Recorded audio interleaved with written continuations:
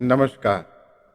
आप सभी का बहुत बहुत स्वागत करता हूं। मैं आप सभी का अपना गौरव बिग आज के इस बहुत ही अद्भुत श्रृंखला के अंतर्गत एक बहुत ही अद्भुत सत्र में संतों की जीवनी और अद्भुत ध्यान श्रृंखला के अंतर्गत गोस्वामी तुलसीदास जी के जीवनी के तीसरे भाग में आप सभी का बहुत बहुत स्वागत। ज्यादा कुछ न कहता हुआ मैं एक भजन की कुछ पंक्तियां गुनगुनाना चाहता हूं। एक प्रार्थना है एक्चुअली में, एक प्रार्थना उस परमपिता परमेश्वर के आगे, इस यूनिवर्स, ब्रह्मांड, ईश्वर, भगवान, सृष्टि को बनाने चलाने वाले के आगे कि हमारा मन सदा संतों के चरणों के साथ जोड़ के रखें। आइए सब मिलकर के अपने भाव ऐसे बनाएं और भाव से मेरे साथ साथ ये पंक्तियां दोहराते रहें।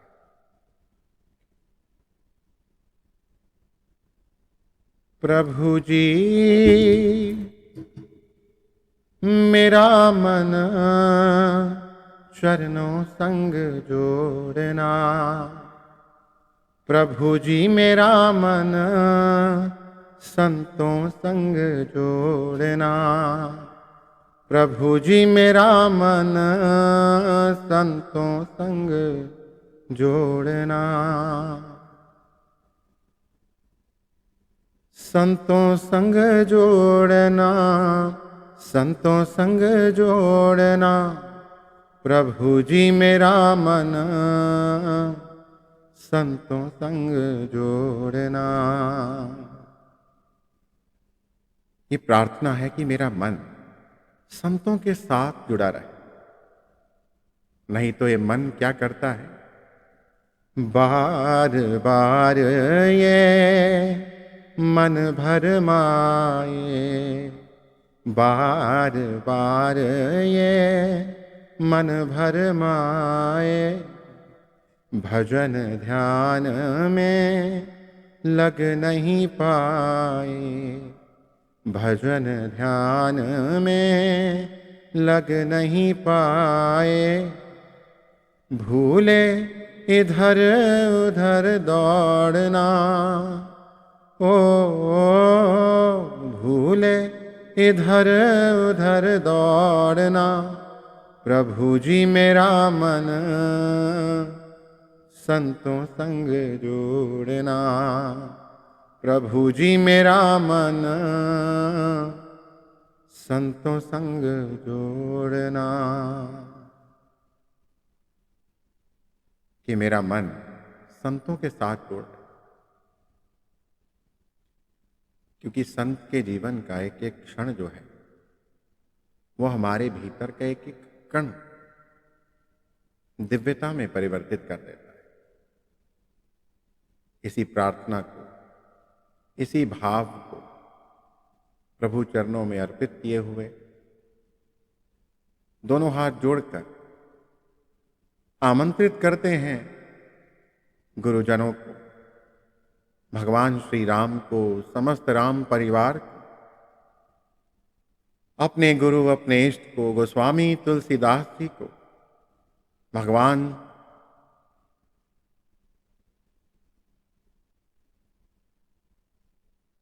श्री हनुमान जी को, हिमालय योगियों को, सदानंद योगी को, सप्तऋषि मंडल को, परम गुरुवर मंडली को, और जो भी गुरुजन सिद्ध संत इस सत्र में जुड़ना चाहें उन सभी को हम आमंत्रित करते हैं और अपने हृदय में स्थान देते। अभी मैं और विलंब ना करता हुआ आमंत्रित करूंगा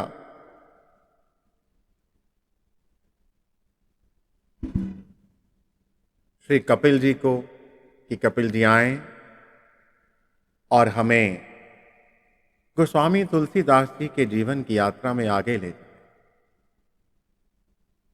आइए स्वागत करते हैं कपिल जी का। कपिल जी। सबको नमन, सबको प्रणाम। महात्मा तुलसीदास जी के जीवन गाथा को आगे बढ़ाने से पूर्व आइए गुरु वंदना, राम वंदना कर लें। ओम गुरुर्ब्रह्मा गुरुर्विष्णु गुरुर्देवो महेश्वरा गुरुर्साक्षात् परब्रह्म तस्मै श्री गुरुवै नमः। अच्युतं केशवं राम नारायणं कृष्ण दामोदरं वासुदेवं हरे श्रीधरं माधवं गोपिका वल्लभं जानकी नायकं रामचंद्रं भजे। शांताकारं भुजंगशयनं पद्मनाभं सुरेशं विश्वधारं गगनसदृशं मेघवर्णं शुभांगं लक्ष्मीकान्तं कमलनयनं योगिमिर्ध्यानगम्यं वन्दे विष्णु भवभयहरणं सर्वलोकीकनाथं। हरे राम राम राम हरे हरे, हरे कृष्ण कृष्ण कृष्ण हरे हरे। ओम हर हर महादेव, हर हर महादेव, हर हर महादेव। पवन तनय संकट हरण मंगल मूर्ति रूप, राम लखन सीता सहित हृदय बसो सुरभूप। आत्मीय जनों, गोस्वामी जी की जीवन गाथा में अब तक हम सुन चुके हैं किस प्रकार महात्मा तुलसीदास ने चित्रकूट धाम में हनुमान जी की सहायता से अपने इष्ट राम के दर्शन किए। इसके उपरांत तुलसीदास जी को पुनः हनुमान जी दर्शन देकर अयोध्या की ओर प्रयाण करने का संकेत देते हैं और गोस्वामी दिव्य संदेश पा अयोध्या की ओर चल पड़ते हैं। काव्य की भाषा में कुछ यूं लिखा है, तुलसी के अंतर मन में फिर प्रकट हुए हनुमान, अभदपुरी की और अब तात करो प्रयाण। पाकर दिव्य संकेत तब चले अयोध्या धाम, जन्मभूमि के दर्शन हित आरंभ किया अभियान। अवधपुरी के नाथ ने जब से मुझे बुलाया है, तब से पुलकित तन मन मेरा रोम रोम हर्षाया है। हनुमंत की आज्ञा पा गमन किया महाराज, राम नाम की अलख जगाते पहुंचे तीर्थराज। तीर्थराज प्रयागराज में त्रिवेणी के घाट पर गोस्वामी जी समाधिस्थ होते हैं और वहां उन्हें ऋषि यज्ञवल्लभ और भारद्वाज दर्शन देकर भगवान राम की अनन्य भक्ति का आशीष देते हैं। वहीं बचपन में सूकर क्षेत्र में गुरुमुख से सुनी राम कथा का वही प्रसंग सुनने को मिलता है जो उन्होंने बचपन में सुना होता है, तो गोस्वामी जी गदगद हो जाते हैं। त्रिवेणी के घाट पर मन में गूंजा नाम, दुख की सब भटकन मिटी तुलसी भय सुखदाम। यज्ञवल्लभ के संग संग प्रकट हुए भारद्वाज, तुलसी के मन में बजे कितने ही सुरसाज। राम नेह बरसे सदा तुम पर तुलसीदास, सदा प्रसन्न तुम पर रहें अवधपुरी के नाथ। यज्ञवल्लभ भारद्वाज से पाया शुभ आशीष, रोम रोम में बस रहे तुलसीदास के ईश। सूकर क्षेत्र में सुना जो राम कथा प्रसंग, माघ मेला प्रयाग में वही कथा सत्संग। कैसा शुभ संयोग है, कैसी अद्भुत कृपा, देश काल से मुक्त है तुलसी रघुवर कथा। माघ मेला प्रयाग में सुना राम गुणगान, नमन कर गुरुदेव को किया काशी प्रयाण। काशी से प्रयागराज जाते हुए कविराज के अंतस में काव्यमयी राम कथा का संस्कृत भाषा में अवतरण होता है। परंतु दिन को वे जो भी रचते हैं रात को गुम हो जाता है। ऐसा निरंतर 8 दिन तक होता रहा। फिर 8वीं रात तुलसीदास जी के सपने में भगवान आशुतोष, भगवान शिव प्रकट होते हैं और उन्हें देववाणी संस्कृत में नहीं बल्कि लोक भाषा में राम काव्य रचने की प्रेरणा देते हैं। इसे भी काव्य की भाषा में सुनिए। जग मंगल हेतु खोज रहे शिव भावी रचनाकार, तुलसी पहुंचे काशी शिव संकल्प हुआ साकार। तुलसी के अंतस में उतरी काव्यमयी रसधार, निर्झर देव वाणी में झरती पद्य रचना हुई साकार। अपने में रचना इतराई है कौन जनक को है माई, है नमन मेरा कवि को जिसने मुझे शब्दमाल है पहनाई। जो दिवस को रचते कविराज वो रात लुप्त हो जाए, जो निराकार साकार हुआ आश्चर्य गुप्त हो जाए। अगले दिन भी यही हुआ फिर घटा यह बारंबार, तुलसी कुछ भी समझ ना पाए क्या है इसका आधार। अष्टरात्रि सपने में शिव ने संदेश दिया, निज भाषा में काव्य रचो कवि को आदेश दिया। नींद उचट गई तुलसी की, वे उठकर बैठ गए। उमा सहित वहां शिव शंकर तत्क्षण ही प्रकट हुए। है जन्म सफल तुलसी तेरा, तेरा होना धन्य हुआ। रामचरित रचने हेतु ही तेरा जन्म हुआ। तुम जाओ अयोध्या तात अभी, और जन भाषा में चरित रचो। जग वंदित होगी कृति तेरी, जन जन में राम का नेह बरो। रघुबंदन के चरित की महिमा होगी अपार, सामवेद सम होगी तुलसी रचना तुम्हार। शिव आशीष जो बरसा जी भर, राम काव्यमय तुलसी अंतस। अंतर मन में गूंज रहे हैं अजर अमर दो पावन अक्षर। रामचरित मानस रचने कवि चले अयोध्या धाम। सकल लोक हित चल पड़े राम जन्म सुख धाम। और फिर शिव आज्ञा से कविराज मोक्षदायिनी अयोध्या की ओर प्रयाण करते हैं। तीर्थराज अयोध्या नगरी से संबंधित इस काव्य का आनंद लीजिए, जहां पावन सरयू बहती है, जहां जन्मभूमि सुखधाम है। उस मोक्षदायिनी अयोध्या को अब बारंबार प्रणाम है। जिसके रक्षक हनुमंत हैं, जहां भक्ति लीन हरि संत हैं। है नमन सदा उस धरती को जहां तुलसी के भगवंत हैं। जहां राम राज्य का वरण हुआ और राम काव्य संचरण हुआ, उस धरा का पूजन और अर्चन जहां रामायण अवतरण हुआ। जहां ठुमक चले चारों भाई और प्रेम मुदित कौशल्या माई। उस धूलि को मस्तक पे धारो, जहां धूलि सने थे रघुराई। मां कौशल्या की गोद भरी, जहां बाल रूप में प्रकट हरि। जहां काग ने पाई परम गति, परनम्य सदा वो अवधपुरी। जहां अगणित दीपों की माला, सजी राघव के अभिनंदन में। आनंदमयी वह अवधपुरी, हर पल बसती रघुनंदन में। त्रेता युग में राम जन्म के समय जो भी ग्रह नक्षत्र थे, संवत 1631 में भी वही योग बने। और गोस्वामी जी ने रामनवमी के दिन शिव आशीष से सरयू नदी के तट पर रामचरितमानस का लेखन आरंभ किया। 2 वर्ष 7 महीने और 26 दिन में राम विवाह के दिन रामचरितमानस के 7 कांड, बालकांड, अयोध्या कांड, अरण्य कांड, किष्किंधा कांड, सुंदर कांड, लंका कांड और उत्तर कांड का लेखन संपूर्ण हुआ। आज हम जब भी रामनवमी का दिन स्मरण करें आज के बाद, और याद करें कि आज के दिन भगवान राम का जन्म हुआ है, तो यह भी याद करें कि आज ही के दिन, रामनवमी के ही दिन, रामायण रामचरितमानस का भी अवतरण हुआ है।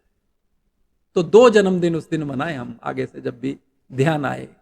देखिए कविता क्या कहती है त्रेता युग में राम जन्म के समय थे जो भी योग, संबत 1631 में बने वही संयोग। राम नवमी के दिन सुबह पाकर शिव आशीष, मानस का अवतरण हुआ सरयू नदी के तीर।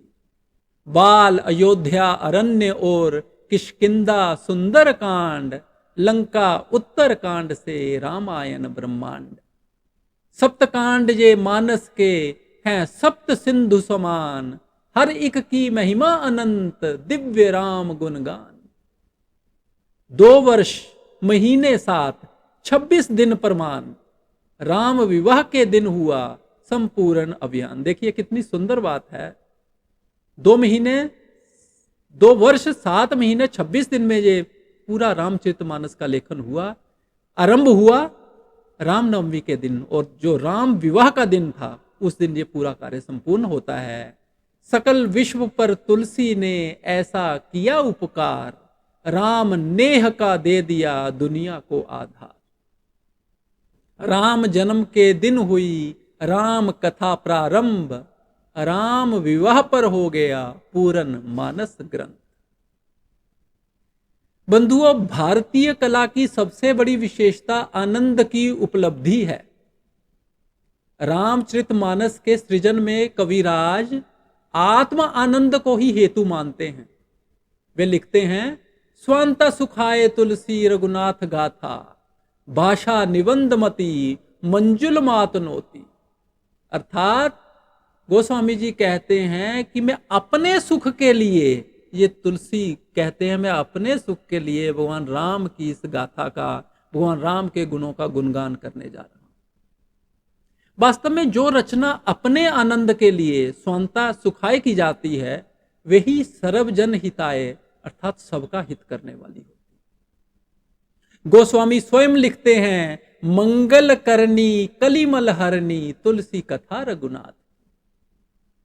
रघुनाथ की कथा मंगलों का करने वाली, कल्याण करने वाली है, और कली के जितने मल हैं उसका हरण करने वाली है। कली के मल क्या है?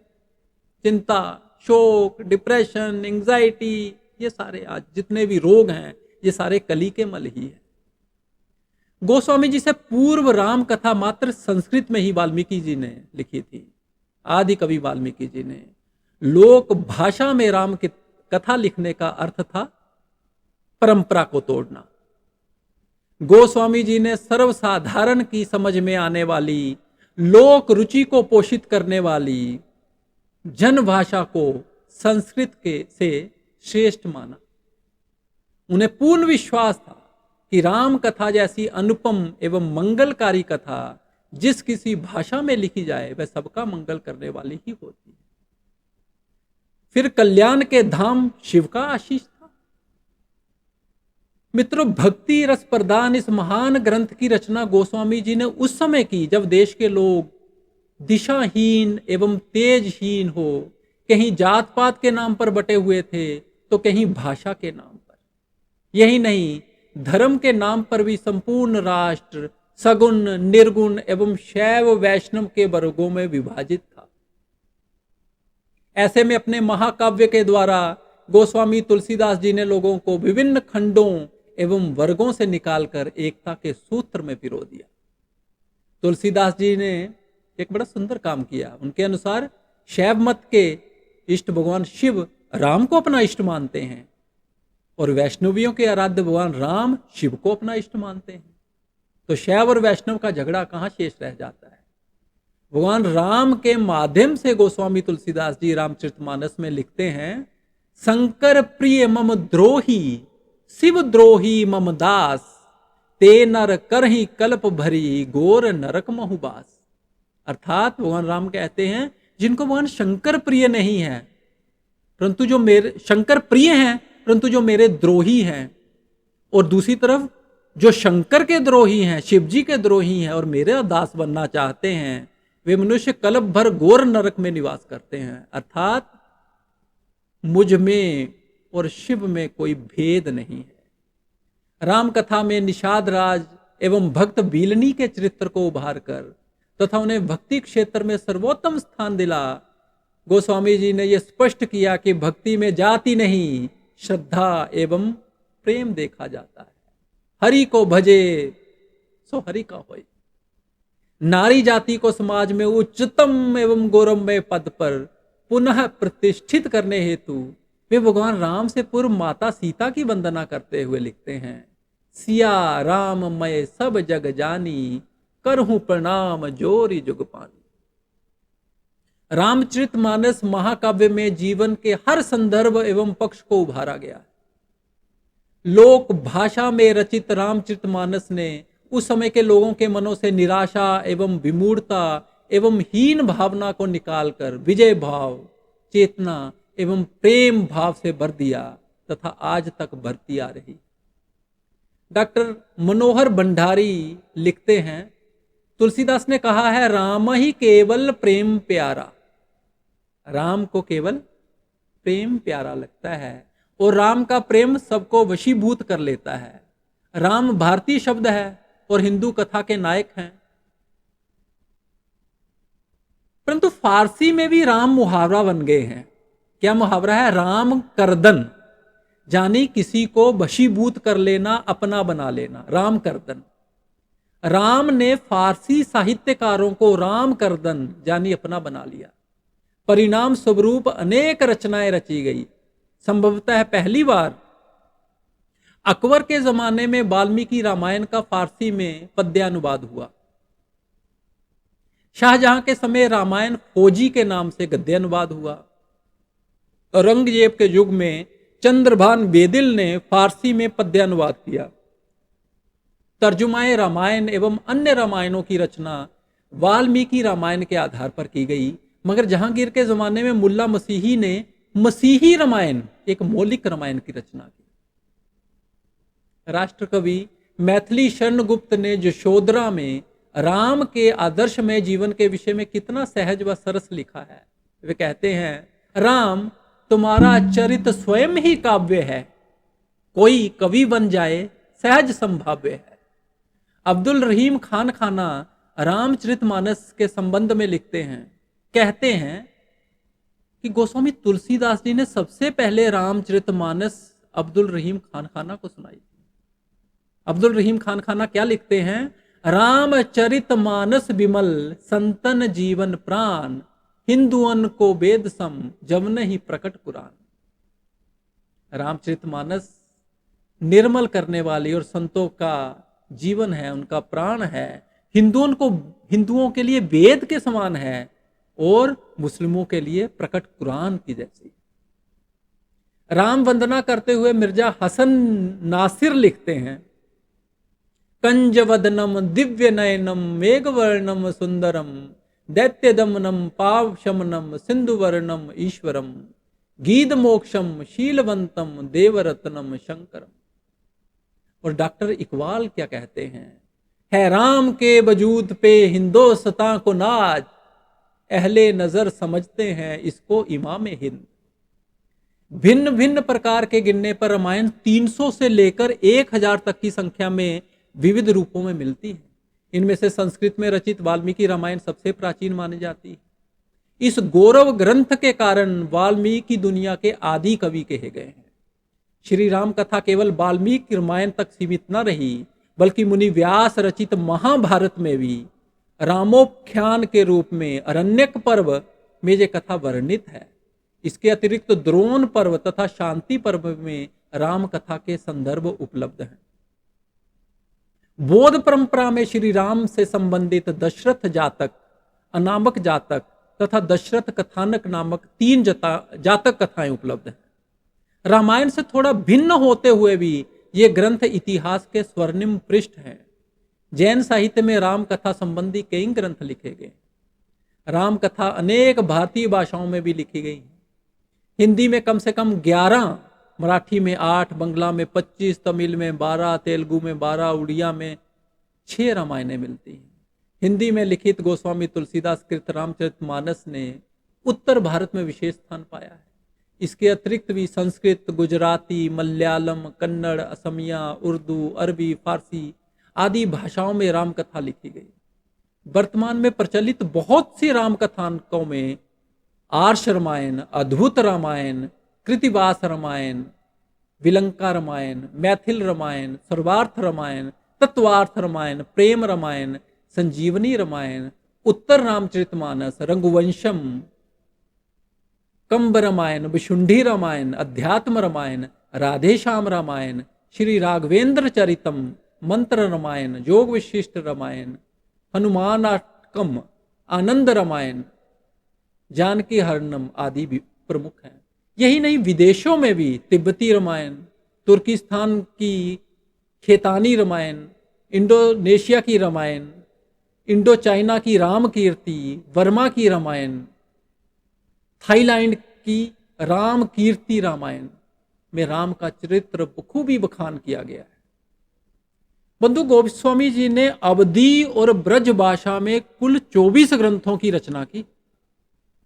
नागरी प्रचारणी सभा काशी द्वारा प्रकाशित ग्रंथों के नाम रामचरितमानस प्रमुख स्थान है ही, रामलला, नहशु, वैराग्य संदीपनी, वरभे रामायण, पार्वती मंगल, जानकी मंगल, रामाज्ञा प्रश्न, दोहावली, कवितावली, गीतावली, श्री कृष्ण गीतावली, विनय पत्रिका, सतसई, छंदावली रामायण, कुंडलिया रामायण, रामशलाका, संकट मोचन, करखा रामायण, रोला रामायण, झूलना, छप्पई रामायण, कवित रामायण और हनुमान चालीसा है।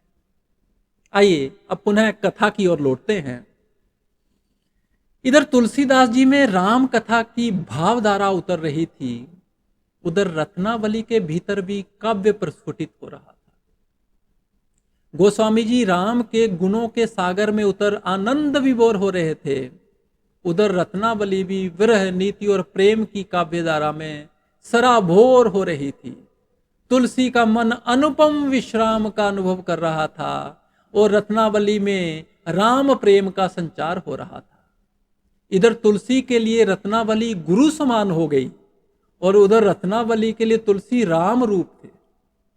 काव्यमय भाषा में इस भाव की अभिव्यक्ति कुछ यूं हुई है, तुलसी की लेखनी के द्वारा इत मानस का अवतरण हुआ और उधर रत्नावली में दिव्य लेखन का संचरण हुआ।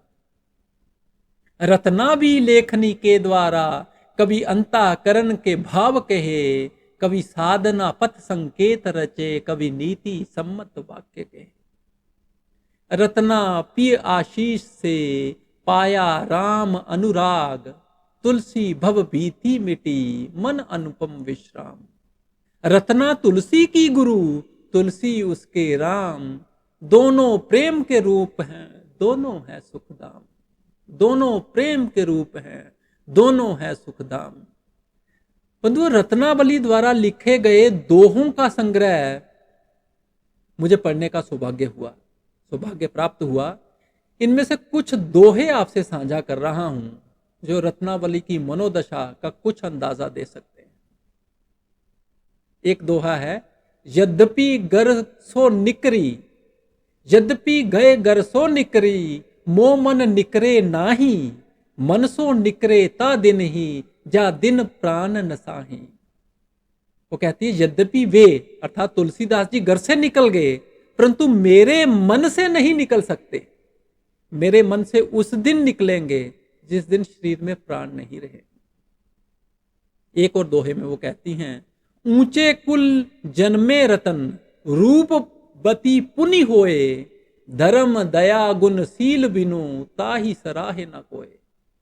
चाहे किसी ने कितने ही ऊंचे कुल में क्यों ना जन्म लिया हो, चाहे वह कितनी ही रूपवती क्यों ना हो, परंतु धर्म और दया के गुणों के बिना उसकी सराहना नहीं हो सकती। एक और दोहा देखिए, रतन करहूं उपकार पर, चहूं न प्रति उपकार, लही न बदलो साधु जन, बदलो लघु व्यवहार। रत्ना कहती है, उपकार के बदले प्रति उपकार ना चाहो, अर्थात मैंने किसी के साथ अच्छा किया वह भी मेरे साथ अच्छा करेगा, ऐसा कभी ना चाहो, क्योंकि ये तुच्छ व्यवहार है और साधु लोग ऐसी तुच्छता को नहीं अपनाते। और अंतिम एक और दोहा मैं आपको सुनाना चाहूंगा रत्नावली का। राम जासु हृदय बसत, सो पिय मम उर्धाम, एक बसत दोऊ बसे रतन भाग अभिराम। कितना सुंदर रत्ना कह रही हैं।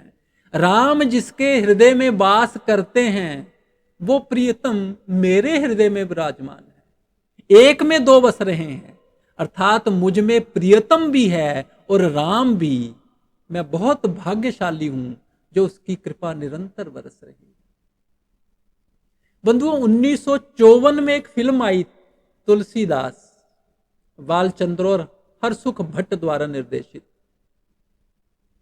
जिसमें एक गीत रचा गोपाल सिंह नेपाली ने, संगीत दिया चित्रगुप्त ने और स्वर मोहम्मद रफी का था। रत्नावली की महिमा गाता ये गीत मैं आपसे साझा कर रहा हूं। सुनिए क्या सुंदर लिखा है उन्होंने। है धन्य सुहागन वो जिसने भारत को तुलसीदास दिया, मेहंदी महवार रचकर भी सुख सपनों से संन्यास लिया। तुमने भी कंगन पहने थे, तुमने भी बजाई थी पायल, तुमने भी किया था नैनों से कुछ दिन तो सांवरिया को घायल। मिलने आए तुमसे प्रियतम तो भेज राम के पास दिया। है धन्य सुहागन वो जिसने भारत को तुलसीदास दिया। सच मानो तुलसी ना होते तो हिंदी कहीं पड़ी होती, उसके माथे पर रामायण की बिंदी नहीं जड़ी होती। बिसो बसंत देकर जिसने बदले में चौमास लिया, है धन्य सुहागन वो जिसने भारत को तुलसीदास दिया। जाओ कभी जब तक राम अमर, दुनिया में तेरा नाम अमर। दुनिया पूजेगी रघुवर को, गूंजेगा तेरा स्वर घर घर। जीवन तो दिया हरि को, हमको हरि लीला का इतिहास दिया। है धन्य सुहागन वो जिसने भारत को तुलसीदास दिया। है धन्य सुहागन वो जिसने भारत को तुलसीदास दिया। वेद पुराण उपनिषद और शास्त्रों को के सार को समेटे रामचरितमानस साक्षात जगदीश रूप है। पंचम वेद है, कली क्लेशों को नष्ट करने वाला परम दिव्य ग्रंथ है। साक्षात राम रूप है, तुलसी रूप है। रामचरितमानस का महिमा गान करती ये पंक्तियां देखिए। मन के कलुष मिटाती मानस, अंतर रोग मिटाती मानस। निराकरण कर हर शंका का अद्भुत रस बरसाती मानस। गुरु की महिमा गाती मानस, समता भाव जगाती मानस। जीवन की हर एक व्याधि का निराकरण कर जाती मानस। चुप्पी में ले जाती मानस, सबको ही अपनाती मानस। पेचीदा और कठिन मनज को सरल सहज कर जाती मानस। प्रेम पवन बन आती मानस, जीवन पर्व बनाती मानस। मन के गहरे घावों पर भी मरहम दिव्य लगाती मानस। रामायण को जानिए प्रकट रूप जगदीश, प्रेममय पावन सदा तुलसीदास के ईश। प्रेममय पावन सदा तुलसीदास के ईश। तुलसी ने जग को दिया राम नेह आधार, सकल विश्व में हो रही कविराज की जय जयकार। तुलसी तेरे नाम की पहनी कंठ जयमाल, जय हो तेरी नाथ सदा, जय तुलसी के लाल। बंधुओं, आज का ये अंतिम भाग, वैसे तो संतों महात्माओं की जीवनी को, उनके विराट जीवन को और विराट जीवन दर्शन को कुछ पंक्तियों में, कुछ पन्नों पे समेटना असंभव ही है, लेकिन हम इतना अवश्य ले लें इस गोस्वामी तुलसीदास रूपी सागर में से कि हम नित्य प्रति रामचरितमानस का गायन और वाचन और पाठन अवश्य शुरू करें। तब हमें यह महसूस होगा, अनुभव होगा कि रामचरितमानस अपने भीतर कैसे कैसे मानिक मोती समेटे हुए। एक एक पंक्ति रामचरितमानस की मंत्र रूप है, दिव्य है। और जीवन के साथ जुड़े हुए कोई ऐसा पक्ष नहीं है जो रामचरितमानस में ना हो। ऐसी कोई समस्या नहीं है, कोई चिंता नहीं है, कोई शंका नहीं है जिसमें समाधान न दिया हो। वैसे तो रामचरितमानस का अवतरण ही बंधुओं शंका से हुआ है। सबसे पहले रामचरितमानस में माता सती को शंका होती है कि जिसको मेरे पति भगवान शिव प्रणाम कर रहे हैं वो तो जंगल में भटक रहे हैं और सिया सिया चिल्ला रहे हैं, विरह भाव में है, ये परमेश्वर कैसे हो सकते हैं। आपको कथा मालूम है कि वो शिव के न चाहने पर भी भगवान राम की परीक्षा लेने चली जाती है माता पार्वती, और कैसे भगवान राम सीता जी के भेष में आई मां पार्वती को, सती को पहचान जाते हैं और कहते हैं माता आप कैसी हैं। तब उन्हें हर ओर राम का ही रूप दिखने लगते हैं। उस जन्म में तो उनको सती होना पड़ता है, लेकिन अगले जन्म में जब वो पार्वती रूप में हिमालय के जहां जन्म लेती हैं तो वो शिव से विवाह के बाद वो कहती हैं कि मुझे राम कथा सुनाइए। जब श्रद्धा भाव से वो शिव से अनुग्रह करती हैं माता पार्वती, तो शिव राम कथा पार्वती को सुनाते हैं। कहते हैं शिव जी ने राम कथा को अपने मन में रखा था, रामचरित को मानस में रखा था, और पहले माता पार्वती को दिया, फिर उन्होंने वाल्मीकि जी को दिया, गोस्वामी तुलसीदास जी को दिया। तो सबसे बड़े राम भक्त और रामचरितमानस के वास्तविक रचयिता तो भगवान शिव हैं। तो माता पार्वती का शंका निवारण रामचरितमानस राम कथा से हुआ है। फिर भारद्वाज ऋषि को जो शंका हुई उसका निवारण यज्ञवल्लभ जी करते हैं, ऋषि यज्ञवल्लभ जी। और गरुड़ जी को भी एक शंका होती है। कब शंका होती है गरुड़ जी को? जब भगवान राम को नागपांच में मेघनाथ जी बांध देते हैं, भगवान राम और लक्ष्मण को, तो गरुड़ जी को बुलाया जाता है कि नागपांच से मुक्ति करें इनकी। और जब गरुड़ जी उन्हें नागपांच से मुक्त कर रहे होते हैं तो उनके मन में एक शंका आती है, ये कैसे भगवान है जिनको मुक्त मैं कर रहा हूं। उसके बाद उनकी मनोदशा बिगड़ जाती है और वो भगवान शिव के पास जाते हैं कि इसका निराकरण दो। और भगवान शिव क्या निराकरण देते हैं कि आप जाइए परम संत कागभुशुंडी जी के पास और उनसे निराकरण मांगिए। तब कागभुशुंडी जी गरुड़ जी को राम कथा सुना के उनकी शंका का निवारण करते हैं। तो ये रामचरितमानस साक्षात राम रूप है, साक्षात शिव रूप है, साक्षात तुलसी रूप है। इसकी वंदना तो करें, इसका अध्ययन, इसका चिंतन मनन, इसका वाचन, इसका गायन, क्योंकि गोस्वामी जी ने गायन पे बहुत जोर दिया है, कीर्तन पे, गायन पे। तो इसका नित्य प्रति हम गायन अवश्य करें। आइए बंधु, आज के इस भाग का हम समापन सब मिलके अपने अपने ढंग से अपने अपने भाव भी अर्पित करेंगे। रामचरितमानस की आरती से करते हैं। रामचरितमानस की आरती ही भगवान राम की आरती है, गोस्वामी जी की आरती है। आइए। आरती श्री रामायण जी की, कीरति कलित ललित सिय पी की। आरती श्री रामायण जी की, गावत ब्रह्मादिक मुनि नारद, वाल्मीकि विज्ञान विशारद। शुक सनकादि शेष अरु सारद, वर्णि पवन सुत कीरति नीकी। आरती श्री रामायण जी की, गावत वेद पुराण अष्टदश।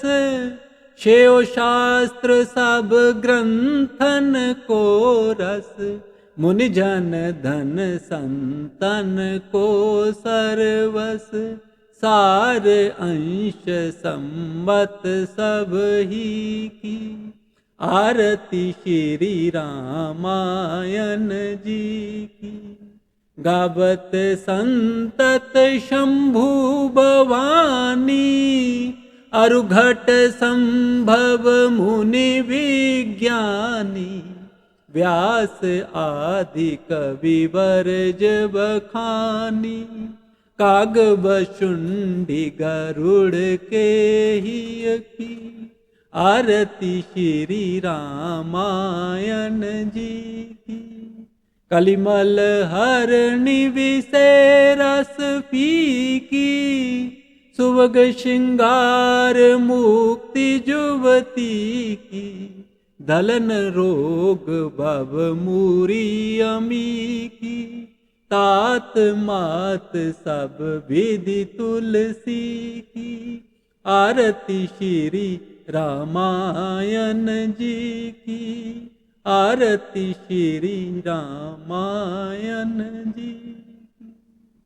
तुलसी तेरे नाम की पहनी कंठ जयमाल। जय हो तेरी नाथ सदा, जय तुलसी के लाल।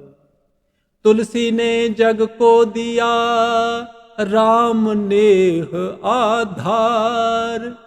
सकल विश्व में हो रही कविराज की जय जयकार। सियावर राम जय जय राम, करो कल्याण मेरे भगवान। जय हो, जय हो, जय हो। अब अनुरोध मान्यवर गौरव जी से कि हमें हमारा मार्गदर्शन करें और हमें रामानंद में ले जाएं। सबकी जय हो, सबका कल्याण हो, सबका शुभ हो, और यह समापन ना हो। राम का जीवन में आगमन हुआ इससे। जय। बहुत अद्भुत, आनंद से भर देने वाला सत्र। वो मुझे नहीं लगता कि मैं कुछ और कहूं, इसकी आवश्यकता भी रह गई है, क्योंकि आप सबके चेहरों को देख करके ही मैं समझ भी पा रहा हूं, स्वयं भी महसूस कर पा रहा हूं, और इस सामूहिक ऊर्जा को भी फील कर पा रहा हूं कि कितना आनंद, किस तरह के प्रेम के भाव, भक्ति के भाव, श्रद्धा के भाव हृदय में भर चुके हैं। अंतःकरण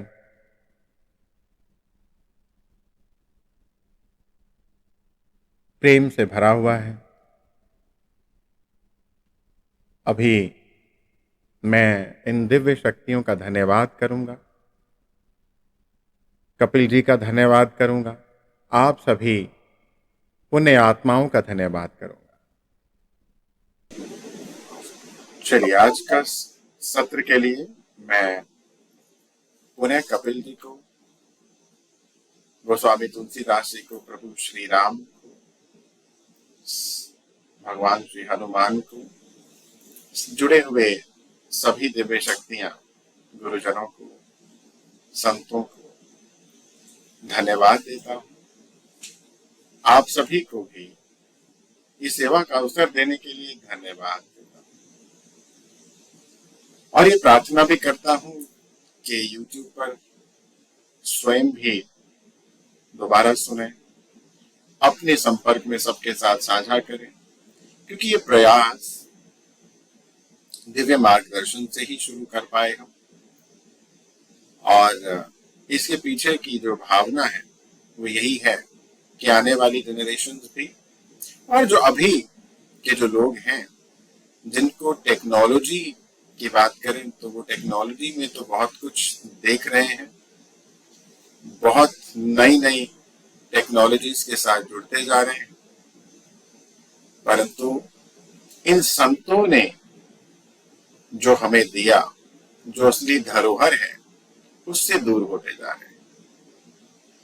तो एक संतुलन बने कि टेक्नोलॉजी से भी जुड़े, विज्ञान से भी जुड़े, और संतों ने जो असली धरोहर हमें दी है, जिससे हमारी आत्मा की खुराक मिलती है, तो आत्मा को आत्मा का भोजन भी हम दे सकें। इसलिए शरीर, मन, बुद्धि को हम बहुत खिला रहे हैं, बहुत खराब खिला रहे हैं, ये भी बोलूंगा, क्योंकि आत्मा अंदर भूखी है। तो आत्मा भूखी न रहे, इसलिए ये वीडियोस ज्यादा से ज्यादा लोगों तक शेयर किया करें। फिर हाजिर होंगे, फिर मिलेंगे एक नए संत की जीवनी लेकर, एक नए संत की ऊर्जा के साथ जुड़ेंगे और आनंद के इस महासागर में गहरे जाकर के अनमोल खजाना लाते जाएंगे। आत्मा को अनेकों ध्यान ज्ञान के रत्नों के साथ और सुंदर आभूषण पहनाते रहेंगे और प्रभु के गुणगान गाते रहेंगे। धन्यवाद। आप सभी आनंदित रहिए, ध्यान से जुड़े रहिए, ध्यान करते रहिए। धन्यवाद।